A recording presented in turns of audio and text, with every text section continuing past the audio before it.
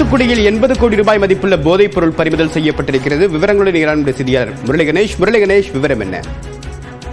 தூத்துக்குடி பழைய துறைமுகத்திலிருந்து கடந்த 4ஆம் தேதி மாலத்தீவுக்கு தோணியில கட்டுமான பொருட்கள் ஏற்றி செல்லப்பட்டது. தோணிங்கிறது சிறிய அளவிலான கப்பல். இந்த கப்பல்ல கட்டுமான பொருட்கள், காய்கறி உள்ளிட்டவைகள் மாலத்தீவுக்கு கொண்டு செல்லப்படுவது வழக்கம். அந்த வகையில கடந்த 4ஆம் தேதி இங்கிருந்து புறப்பட்டு சென்றது.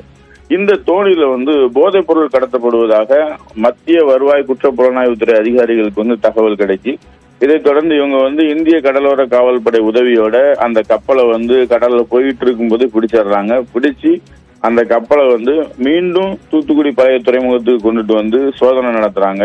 சோதனை நடத்தும் போது அந்த கப்பல்ல செறிவூட்டப்பட்ட கஞ்சா ஆயில், அதாவது ஹேசிஸ் அப்படிங்கிற போதைப் பொருள் இருக்குது. 30 கிலோ இருக்குது.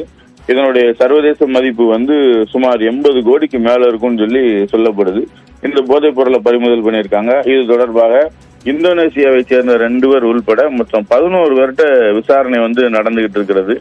தூத்துக்குடி பழைய துறைமுகத்தில இருந்து இலங்கை வழியா இந்த போதைப் பொருள் உலகின் பல்வேறு நாடுகளுக்கு கடத்தப்பட இருந்ததாக முதல் கட்ட தகவல்ல தெரிய வந்திருக்கிறது. தேவா, விரிவான தகவலுக்கு நன்றி முரளிகணேஷ்.